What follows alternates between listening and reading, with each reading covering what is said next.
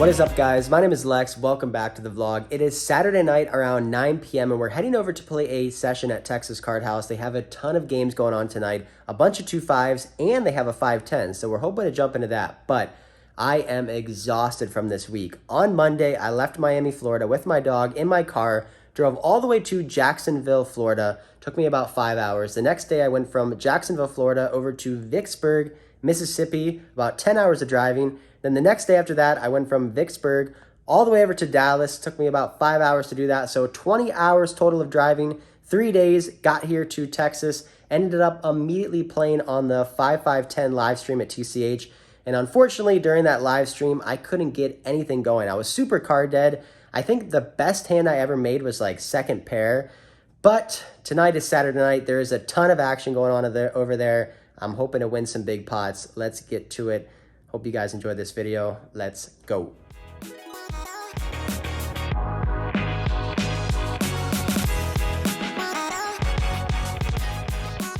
Let's get it started, guys. We are here on the table. Look down at a beautiful ace, king of spades, our very first hand. There's a couple limps. We raise it up to $50. The small blind decides to put in a 3-bet. He makes it $175. So whenever I open it up here to $50 and get 3-bet next to act in the small blind by an older gentleman, I expect him to have a very strong hand. However, I have a very strong hand too. I have ace king suited, but I think he's going to have jacks, queens, kings, and aces here probably 100% of the time. Against a young, active pro, I would be putting in a 4-bet, but against this player type, I decide to make the call. Heads up to the flop of queen, 10, 4, 2 clubs. We flop a gut shot and 2 overcards. My opponent checks to me, and I decide to check this one back. Going to the turn, which is the king of diamonds, giving us top pair, top kicker. Our range on this opponent pre-flop with jacks, queens, kings, and aces, and we can probably discount aces and kings by now. I think he'd be betting that on the flop or the turn. He could have pocket queens trying to trap me, but I'm not going to be checking back with top pair, top kicker. I put out a $150 bet, and my opponent check calls, so I basically put him on one hand now, and that is pocket jack. So all we have to do is fade an ace or a 9. The dealer collects the chips, goes to the river, which is the 9 of spades. It's a terrible card, brings a one-liner to a jack, and it gets even worse when the small blind leads out for $300. We fold. We switch tables so we can get a better viewpoint for the vlog and look down at pocket jacks from early position. We raise it up to $30. The button calls $30 and the big blind makes a call as well. So we're 3 ways to a board of queen, 10, deuce, 1 spade with an overcard to my pair. I decide to check and the button checks behind. The turn is the 3 of spades, bringing in a flush draw. The big blind checks again, and I decide to check. The button, who is a very aggressive younger player, puts out a bet of $75. The big blind calls $75, and I feel like I'm going to have the best hand here a lot of the time. I would expect the button to put in a bet on the flop if he had a queen or a set, and the big blind will most likely bet the turn if he had a queen or a set as well. So I'm going to put in a check raise for value here, trying to get called by a weaker 10. I put in a value raise to $300, also trying to price out those flush and straight draws as well. The action is now over on the button, who thinks for a while and decides not to call, but to put in another raise. He re-raises me to $800. The big blind folds very quickly, and I just don't think I have many options here. Neither of our hands here make much sense, unless my opponent on the button has like pocket 3s, but there's not much I can do here. I don't think I can call $500 more and then face a massive river bet with just second pair, so I decide to let my pocket jacks go.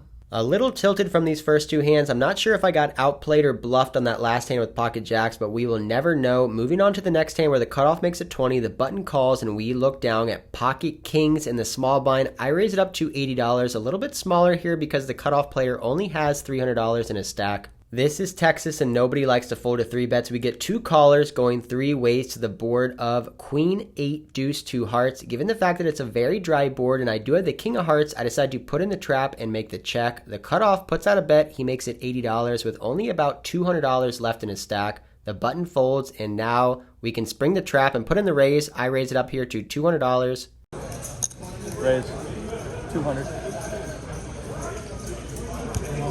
All in. Call.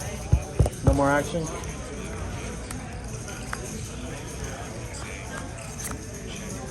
Queen's good if you have it. Yeah. Ace queen. Can you move that hand over here, please?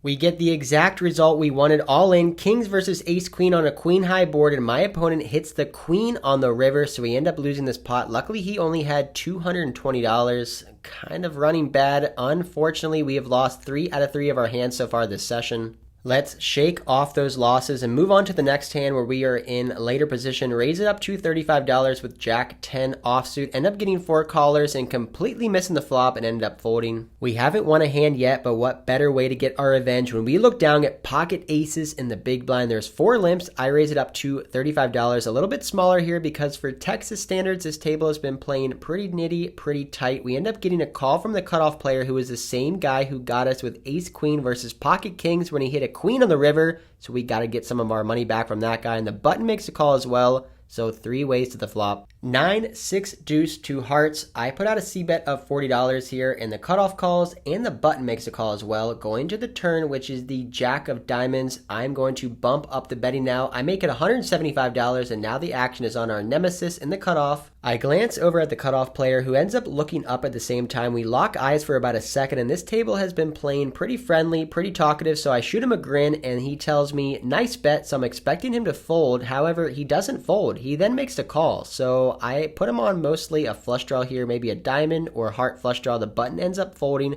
so we're going to the last card here, heads up, which is the 5 of spades. I put my opponent on a flush draw, and that misses, so how am I going to get extra value if he has a missed flush draw? I decide to check to induce him to bluff, looking to call basically any bet, which he does decide to bet. He makes it $400. I did not check to check fold. I make the call, and he shows us the bad news. 7, 8 of diamonds for a straight. He did have a flush draw, but he had a straight draw with it and got there on the river. This guy has cracked our aces and our kings on the river so far. This session is not going well. We're down about $1,000 so far. Next up, it's a straddle pot. I have ace king, raise it to $30. The player next to act makes a call for $30, and then the player behind him re-raises me. He bumps it up to $130, folds all the way back around to me, and this is a spot I should be 4-betting a ton of the time here. I guess I could flat call if the player is very, very tight, but not going to be flat calling this time. I put in a 4-bet. I make it $350. I'm expecting the action to go fold and call. However, that doesn't happen. The player in the under the gun +2 position who initially called my $30 bet puts in a 5-bet. He re-raises me to $1,500. Under the gun +2 player only started the hand with around $2,000, so he's obviously committed himself here. This is the most confusing spot I've ever been in my whole poker career. I mean, what is going on? This guy flatted my $30 raise. Now he's back 5-betting to $1,500. I have ace king. This player had been playing extremely tight. While I've been at this table, this player has hardly raised a single hand. So for him to put in a 5-bet to $1,500, he must have a monster. So not going to pay him off here with ace king. I make the fold, and while the dealer is mucking his cards, he lifts them up a little bit, and I can see pocket kings. So what a cooler there. Ace king versus kings. I guess we lost a minimum, only losing $350. Getting crushed so far this session, running very bad, end up adding on $500 before moving to a new table when ours breaks, and we look down at pocket 10. There's a limp. I make it $35. We end up getting 3 callers, and we finally smash a board by making a set on a 10, 6, deuce all heart board. When it checks to me, I put out a $100 c-bet. Folds back around to the under the gun limper who makes the call for $100 with only around maybe $250 left in his stack. The turn card is a 9 of clubs, and now my opponent leads out for a small bet, and I just decide to put him all in here, and he ends up making the snap call. Support hangout for whatever. But all right, like back you to play. said, to stay in the fight, all that for less. What do you want to do? Go ahead. Okay. Put on 2 boards. 1. It's busy shit out there. I have a set and a boat. 10, 12, 6s, and I got it. mixing. He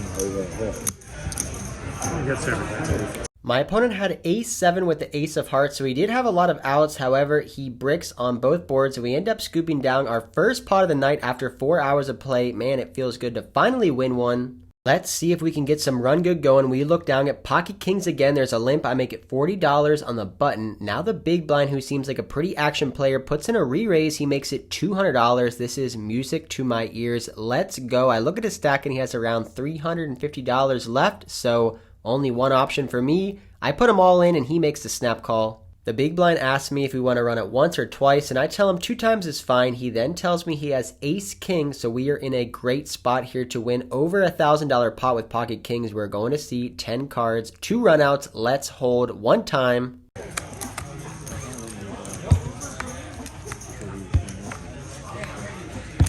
Fucking ace.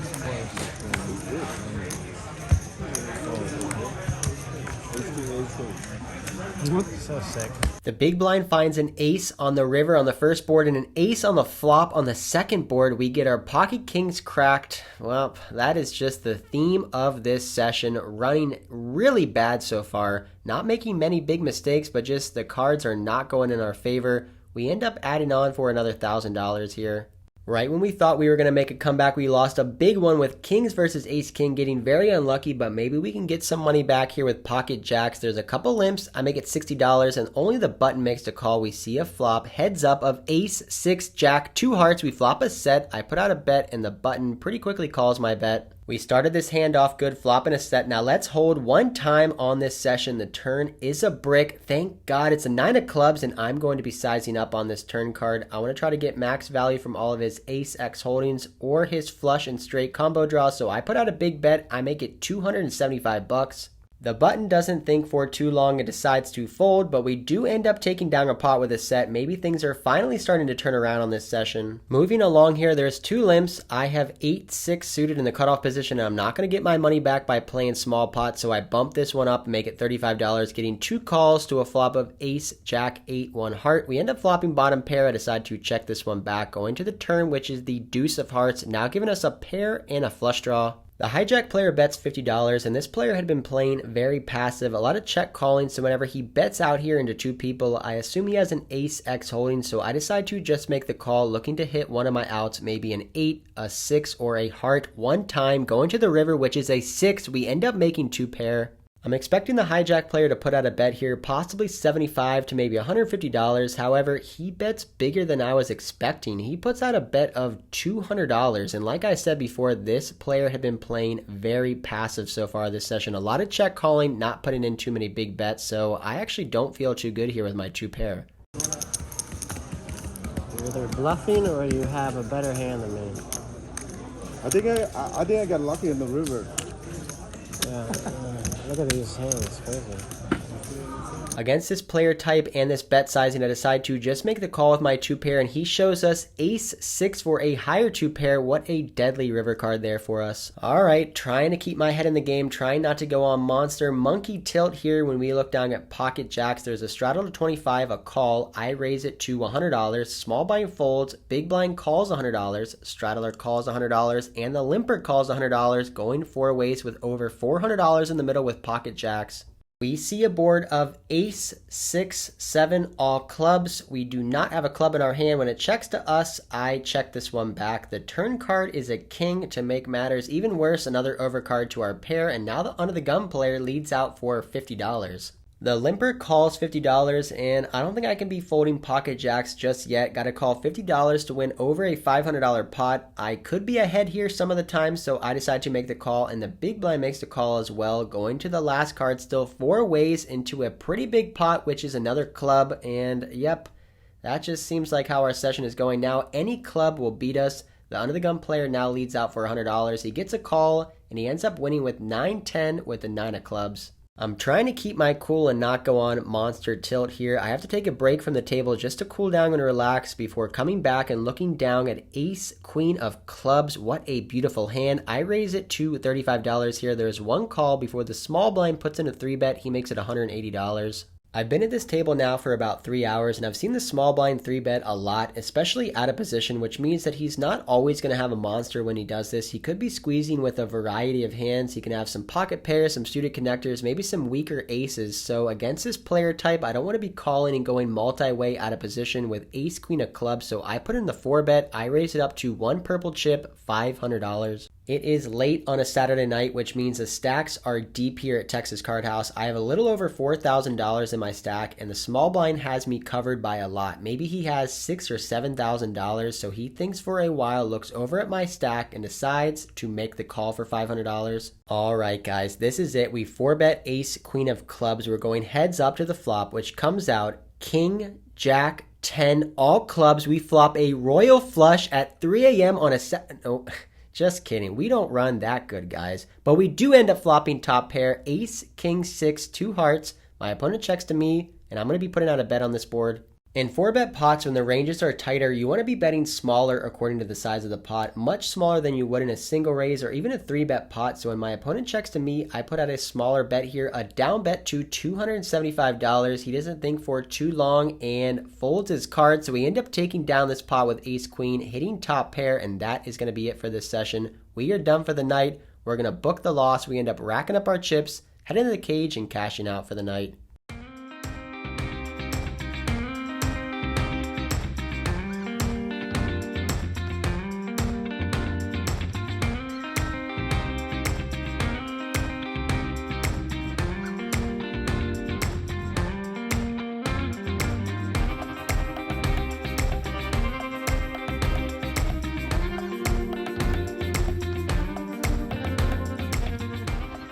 All right, guys, that is it for tonight's session. I don't think I could have ran any worse than I did. Like, I literally lost every big pocket pair I had. Aces, got super unlucky with pocket kings twice. Got 2 pair under 2 pair, lost with jacks multiple times, lost with ace king multiple times.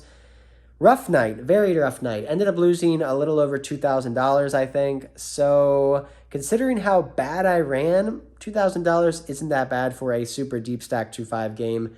But the good news is the games are good here. There's a lot of games and a lot of money. So just going to continue to grind, try to play good poker, try not to punt, and hopefully we can get some of that money back. If you guys enjoyed this video, hit that like, subscribe, comment down below. All the comments help the algorithm, help push the video. And if you haven't yet subscribed, if you're watching the video and you haven't subscribed, hit that subscribe button. If you are a subscriber, thank you for subscribing. I appreciate it. It's awesome being here in Dallas, Texas, and seeing all the fans of the vlogs. I get people coming up to me all the time saying, hey, I enjoy the videos. Thanks for the content.